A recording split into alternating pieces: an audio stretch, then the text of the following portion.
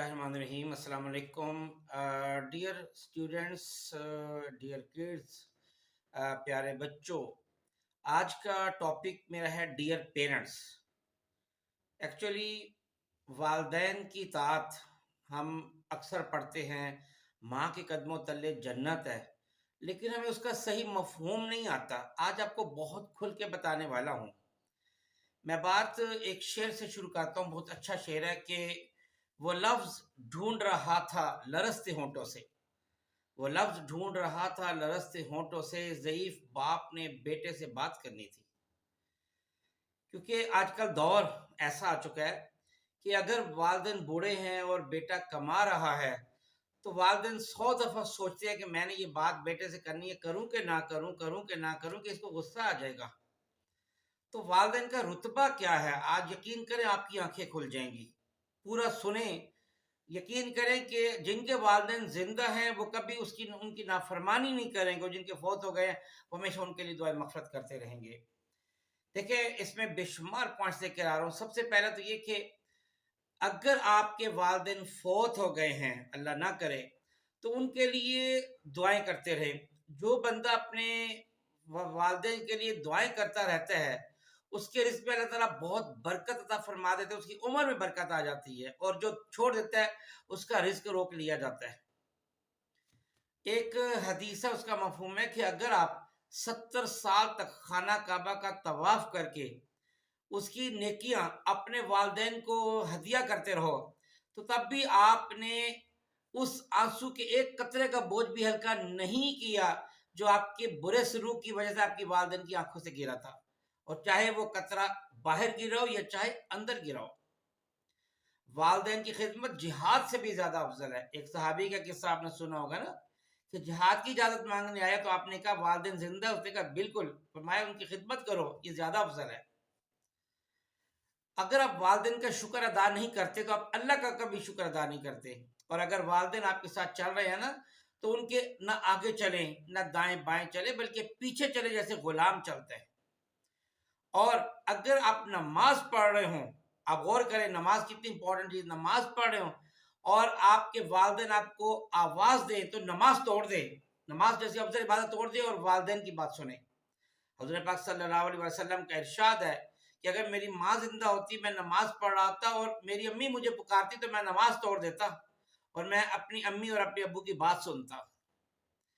एक सहाबी ने कहा था ना कि या रसूलुल्लाह सल्लल्लाहु अलैहि वसल्लम, मेरी वालदा बूढ़ी है, मैं अपने हाथ से उन्हें खिलाता हूँ, पिलाता हूँ, वुजू कराता हूँ, कंधों पर बिठाता हूँ, क्या मैंने एहसान का बदला चुका दिया? तो आप सब ने फरमाया, उसका मफहूम था कि 100वां हिस्सा, 100th पार्ट भी नहीं चुकाया।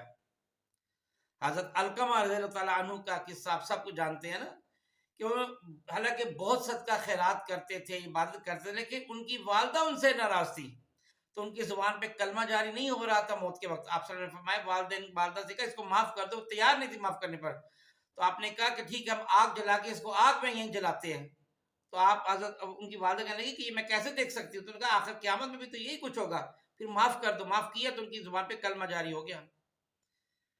तो यानी इतना इंपॉर्टेंट है, सुनते जाए जरा, बहुत कमाल की बात है। कहते हैं चलती फिरती आंखों से अजान देखी है, मैंने जन्नत तो नहीं देखी पर माँ देखी है।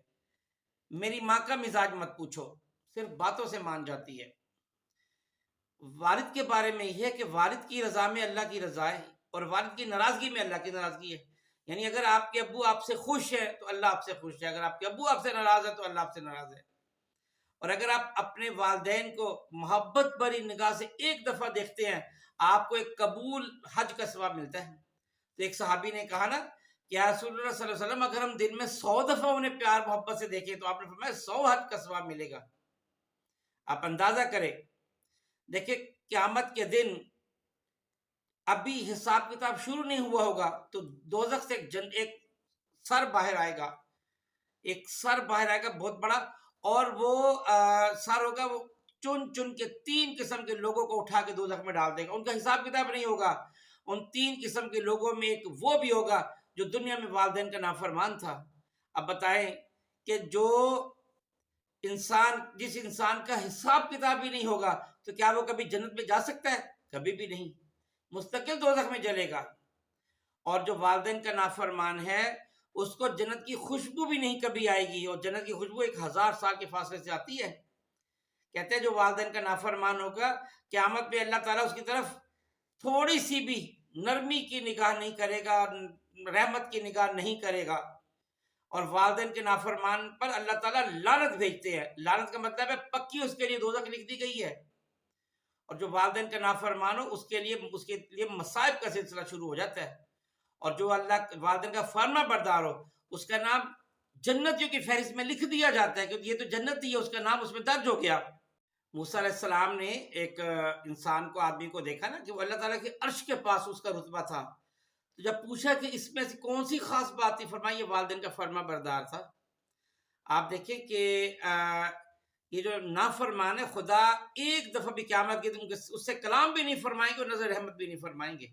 اور اگر والدین تو والدین، اگر والدین کے دوستوں سے بدسلوکی کی تو قیامت کے دن آپ کا نور آپ سے سلب کر لیا جائے گا، اور پل صراط پر ہمیں نور کی بہت زیادہ ضرورت پڑے گی، کیونکہ وہ فل تاریک اندھیرا دوزخ جو ہے نا کالی سیاہ ہے، اس پہ پل بنا ہوا ہے، تو ہمیں کچھ نظر نہیں آئے گا، لیکن نور جس انسان کا ہوگا، نیکیوں کا نور، اس کو راستے نظر آئیں گے۔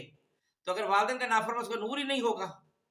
حضرت بایزید بستامی رحمۃ اللہ علیہ کہتے ہیں کہ وہ بزرگ اولیاء اللہ اس لیے بنے کہ انہوں نے والدین کی فرما برداری کی تھی، کہ ایک دفعہ ماں نے رات کو پانی مانگا تو پانی لے کے ان کے پاس آئے تو سو چکی تھی، سرانے کھڑے رہے، تکیے کے پاس کھڑے رہے کہ کسی بھی ٹائم جاگ آئے گی مجھ سے پانی مانگے گے، تو کہیں یہ نہ کہ میں سو رہا ہوں، پوری رات کھڑے رہے۔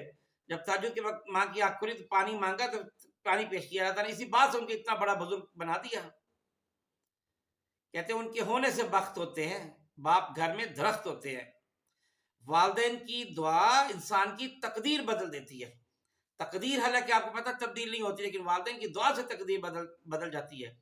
اور والدین کی نافرمانی کرنا حرام ہے، حرام، جس طرح کتا حرام ہے، جس طرح خنزیر حرام ہے، ایسے ایک نہایت گناہ گار شخص تھا، صرف یہ کہ وہ اپنی ماں کا خیال رکھتا تھا، موسیٰ علیہ السلام کے زمانے میں تھا، اس نے نہ کبھی نماز پڑھی، نہ روزہ، نہ کچھ بھی نہیں کرتا تھا، اور اپنے کاروبار میں بھی بہت گڑبڑ کرتا تھا، لیکن والدین کی فرما برداری کی وجہ سے اللہ تعالیٰ نے کہا کہ اس کا حشر موسیٰ علیہ السلام کے ساتھ ہوگا۔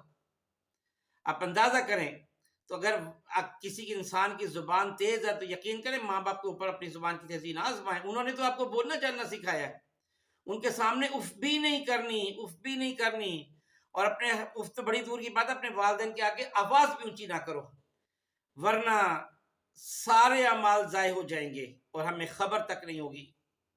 اور اگر والدین فوت ہو گئے ہیں تو ان کے لیے خوب دعائیں مغفرت کریں۔